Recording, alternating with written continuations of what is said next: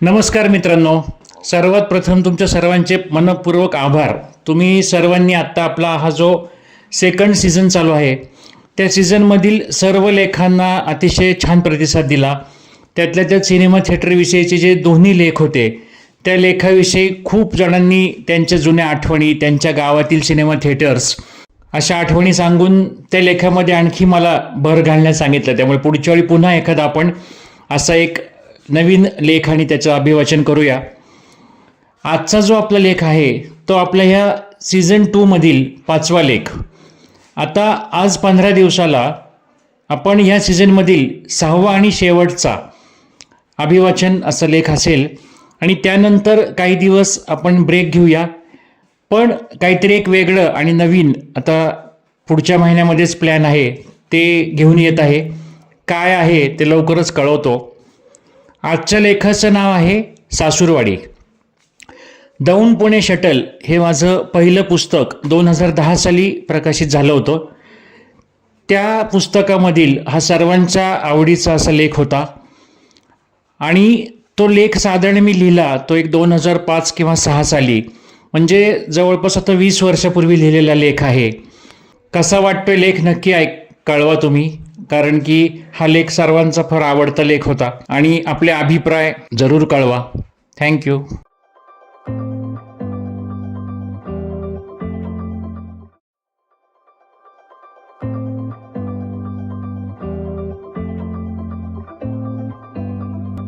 सासूरवाडी. लेखक अमित बेडवे. अभिवाचन जगदीश हिरेमठ. सासूरवाडी.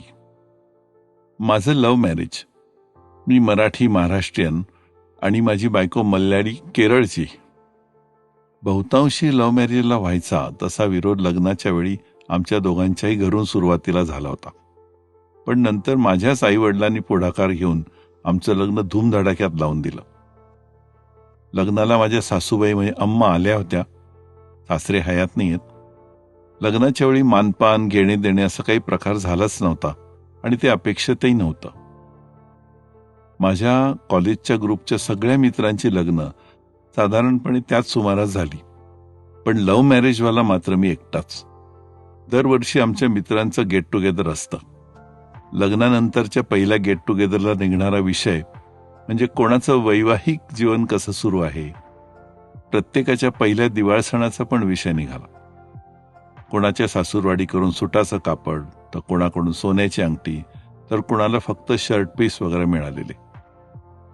सोबत फराळाचा डबा, ओवाळणं, मानपान असं बरंच काही. हा विषय निघाला तेव्हा मी बोलावं असं त्यात काही नव्हतंच. गप्प राहून मी सगळ्यांचं कौतुक ऐकून घेत होतो. स्वतःला सासूरवाडी करून कोणत्याच प्रकारची अपेक्षा नसली तरी मनातून या जावईपणाच्या कोड कौतुकाची उणीव जरा त्रास देत होती आणि त्याचं थोडंसं वाईट देखील वाटत होतं. काही दिवसांनी बायकोशी गप्पा मारत बसलो होतो तेव्हा केरळवरून अम्माचाच फोन आला. फोन झाल्यावर बायकोचा चेहरा जरा गंभीर दिसला. थोड्या वेळानं ती म्हणाली, घरी अम्मा एकट्याच असतात पण त्यांची तब्येत पण बरोबर नसते. घराजवळची थोडीफार शेतीवाडी विकून मोठ्या बहिणीकडेच राहायला जावं असं त्यांचं चाललंय. मोठे आणि धाकटे जावई त्यांना म्हणाले, आम्ही तुमच्या मुलासारखेच आहोत, आम्ही तुम्हाला सांभाळू. तुम्हाला मुलगा नसला तरी आम्हालाच तुमचा मुलगा समजा. तिचं बोलणं ऐकून मी नकळत थोडासा उपहासाने हसलो. तिला थोडंसं विचित्र वाटलं. थोड्याशा नाराजीनंच तिने मला विचारलं, यात हसण्यासारखं काय होतं? गेट टुगेदरचा प्रसंग माझ्या मनात ताजाच होता. एरवी समोरचा माणूस दुखावेल असं बोलण्याचा माझा स्वभाव नाही, पण तरी त्या क्षणी एकदम बोलून गेलो.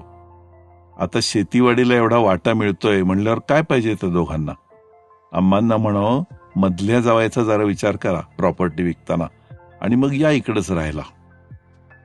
तिला चिडवायचं म्हणून हे बोललो खरं, पण तिला हे बोलणं कुठेतरी दुखावून गेलं होतं असं मला जाणवलं. माझ्या मनात खरं तसं काही नव्हतं, पण चुकून का होईना बोलून गेलो खरा. आजही ते बोलल्याची आठवण झाली की माझी मलाच शरम वाटते.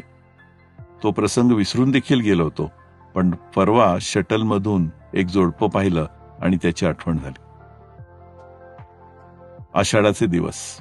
शटलमध्ये भरपूर गर्दी. पण मी गाडीत लवकर जाऊन बसल्यामुळे खिडकीपाशी जागा मिळालेली. समोरच्या बाकड्यावर एक कुटुंब बसलेलं. खिडकीत 2 पाठोपाठ झालेल्या मुली बसलेल्या. मोठी 5-6 वर्षाची, धाकटी 2-3 वर्षाची. दोघी खिडकीतून बाहेर बघत बसलेल्या. शेजारी त्यांची आई, वयानं फार तर 22-24 वर्षांची. काळी सावळी, अंगाने बारीक, अंगात जरीची साडी, चेहऱ्यावर सोशिकता, दीनवाणा चेहरा. आता परत दिवस गेलेलेही दिसत होते. तिच्या शेजारी तिचा नवरा बसलेला, साधारणपणे 30चा. चेहऱ्यावर बेफिकिरी आणि मस्ती. उंच, अंगानं बारीक, काळा उभट चेहरा, मागे फिरवलेले कुरळे लांब केस, दाट मिशा, डोळ्यावर सप्तरंगी काचेचा गॉगल, गुटखा खाऊन तपकिरी लाल झालेले दात, अंगात भडक हिरवा शर्ट, शर्टाची वरची 2-3 बटणं उघडी, त्यातून बाहेर डोकावणारी सोन्याची चेन आणि त्यात लटकवलेली वाघ नख, डाव्या करंगीचं वाढवलेलं नख, त्याला गुलाबी रंगाचं नेल पॉलिश, पांढरी पॅन्ट, पायात स्पोर्ट्स शूज, हातात भारीपैकी मोबाईल. त्याची ट्यून झलक दिखला जा या गाण्याची. सारखा फोन वाजवत होता आणि मोठ्या मोठ्या आवाजात बोलत होता. त्याचं ते अचकट विचकट बोलणं, मोठ्याने हसणं त्याच्या बायकोला आवडत नव्हतं, पण तरी ती बिचारी गप्प होती. मध्येच तो उठला आणि दोघी पोरींवर ओरडला, ए बसा तुम्ही दोघी माझ्या जागेवर, मला बसू देत तिथं, थुंकायचंय. दोघी पोरी हिरमुसल्या आणि भेदरूनच त्याच्या जागेवर बसल्या. बायकोने धाकटीच्या केसातून हात फिरवला आणि तिला समजावलं. नवरोबा आता खिडकीत बसले. शर्टच्या खिशातून गुटक्याच्या पुडीची लड बाहेर काढली आणि त्यातली एक पुडी पण बाहेर काढली. उजव्या हाताने चिमटीत पुडीचं एक टोक पकडलं आणि 4-5 वेळा टिचकी वाजवल्यासारखं केलं. पुडीचं एक टोक खालच्या दातांच्या फटीत धरून तिथे आधी अडकलेली घाण काढली. मग ओठाच्या उजव्या बाजूला दातांमध्ये पकडून ती पुडी फोडली. तोंडातला पुडीचा प्लास्टिकचा तुकडा थुंकला आणि झटक्यात मान वर करून सगळी पुडी तोंडात रिकामी केली.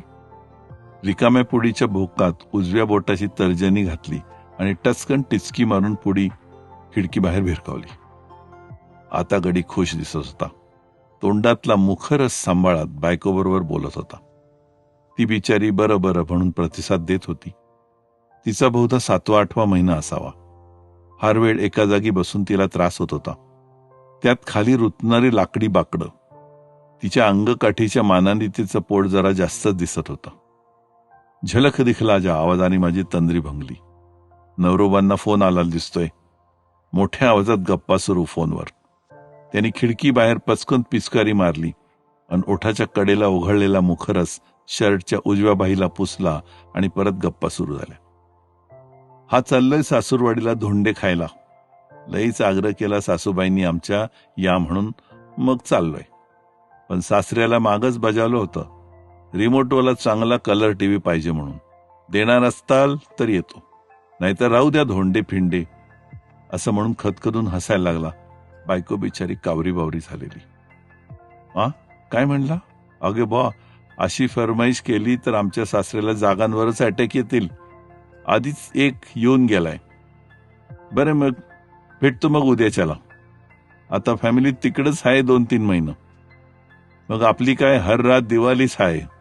भेटू उद्या रातच्याला, असं म्हणत हसत हसत फोन कट केला. मला तर हे सगळं अगदी पाहावेना. म्हणजे आता नवरोबा जावई बापू म्हणून पाहुणचारात चालले होते तर सासूरवाडीला. त्याचं परत बायकोशी बोलणं सुरू झालं, तेही मोठ्या आवाजात.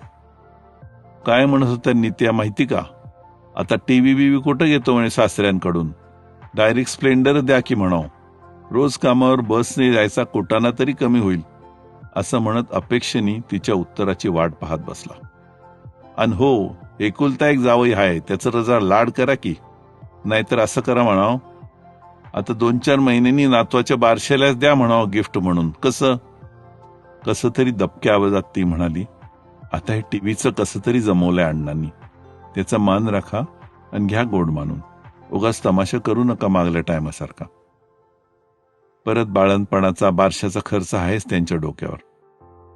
खरं तर बारसा आपल्या घरात व्हायला पाहिजे, पण तुम्ही समधीच जबाबदारी ढकलून मोकळं होता दरवेळी. तिथे जरा 2 दिवसासाठी जातोय, त्यांचा त्रास वाढवू नका. बोलता बोलता तिचे डोळे भरून आले. दोघी पोरी भेदरून बसल्या होत्या. धाकटी मुलगी चिक्की घ्यायची म्हणून रडत होती आणि मोठी अण्णांकडे गेल्यावर घेऊया असं म्हणून तिची समजूत काढत होती. बरं बरं, आता तू मला ज्यादा शानपणा शिकू नको. मला समजतो कुठं काय बोलायचं ते. मोटरसायकलचं मी नाही बोलत आज, पण तू घाल कानावर. आणि टीव्ही सांगितला होता तसल्या मॉडेलचा नसेल तर तो टीव्ही बी राहू दे आणि त्या पोरी बी राहू दे आणि तू बी राह तिथंच. बसा टीव्ही बघत जलंबर. असं म्हणून खिडकी बाहेर बघत बसला. ती केविलवाणी बसून राहिली. धाकटीचं रडणं सुरूच होतं. तिने चिक्कीसाठी गळा काढला होता. फारच असह्य झाल्यावर आईने तिच्या पाठीत धपाटा घातला आणि तिचं रडणं अजून जोरात सुरू झालं. मोठीने आपल्या मांडीवर तिचं डोकं ठेवलं आणि तिला शांत करण्याचा प्रयत्न करू लागली. मला खिशातून पैसे काढून तिच्यासाठी चिक्की द्यावी असं वाटलं, पण या माणसाची यावर टोकाची प्रतिक्रिया होईल असं वाटलं. मनातून ती बाई आणि त्या दोघी पोरी यांच्याविषयी वाईट वाटत होतं. नवरोबांनी मोबाईलचा MP3 प्लेअर सुरू केला आणि बाजूच्या लोकांची पर्वा न करता मोठ्या आवाजात स्पीकरवर गाणी सुरू केली. माझ्या शेजारी बसलेले साधारणपणे 50चे एक साधे गृहस्थ सुरुवातीपासूनच या सगळ्या प्रकाराला वैतागलेले दिसत होते. पण या माणसाची कोण वाद घालणार? वर्तमानपत्रातले रविवारचे शब्दकोडे सोडवण्याचा प्रयत्न करत बसून राहिले होते बिचारे. आणि मी हे समोर बसलेलं न सुटणारं कोडं पाहत बसलो होतो. का माणसाच्या अंगात स्वतःच्या हिमतीवर सगळ्या गोष्टी करायची धमक नसते? आताच्या काळात हुंडा, मानपान, सासऱ्याकडनं हक्काने मागितलेल्या वस्तू याची अपेक्षा का धरावी? समजा नसते प्रत्येकाची ऐपत स्वतःच्या सगळ्या चैनीच्या गोष्टी विकत घेण्याची, पण मग आपल्या गरजाच मर्यादित ठेवता येणार नाही का? भौतिक सुखाच्या मागे लावून सुखाची अपेक्षा करताना का आपल्या जवळच्या माणसाचा जीव दुःखात घालायचा? भविष्यात जेव्हा काही आजारपणामुळे, व्याधींमुळे आपण हतबल अगतिक होऊ, तेव्हा ही सुख काय कामाची?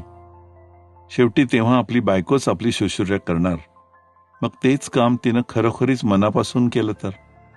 आयुष्यात आपलं ध्येय आपल्या क्षमतेच्या खाली आणू नये, त्यापेक्षा आपल्या क्षमतेचीच उंची आपल्या ध्येयाच्या उंचीपर्यंत नेऊन पोचवावी. खिडकीतून ऊन आत येत होतं. कपाळावर अडकवलेला रंगीत गॉगल नवरोबांनी डोळ्यावर लावला. समोरच्या रंगीत काचेत मला माझंच प्रतिबिंब दिसलं. दुर्जनांच्या सावलीला देखील थांबू नये असं म्हणतात, आणि इथे अशा माणसाच्या डोळ्यातल्या गॉगलच्या काचेत स्वतःचं प्रतिबिंब देखील पाहणं मला नकोसं वाटत होतं. पण असं देखील वाटलं, अधूनमधून अशी माणसं, अशा प्रवृत्ती पाहणं हे देखील आपल्याला स्वतःच्या सुधारणेसाठी गरजेचंच आहे. काही महिन्यांपूर्वी अम्मा आजारी पडल्या होत्या. केरळलाच हॉस्पिटलमध्ये ऍडमिट होत्या. महागाची औषधं आणि तपासण्या सुरू होत्या. त्यांचे दोघंही जावई सगळा खर्च करत असणार. बायकोचा एका रात्री तिच्या बहिणीशी फोन झाला. तिनं काही न सांगता देखील माहेरी थोडी आर्थिक ओढाताण सुरू असावी असा अंदाज मी केला. काही न बोलता मी कपाटातून चेकबुक काढलं. एक कोरा चेक सही करून बायकोच्या हातात दिला. त्यावर रक्कम व नाव घालून अम्मांना पाठवून दे हे म्हणल्यावर तिच्या डोळ्यातून अश्रू व्हायला लागले. माझेही डोळे आता भरून आले होते. मनातल्या मनात मी गॉगलवाल्या नवरोबांचे आभार मानले.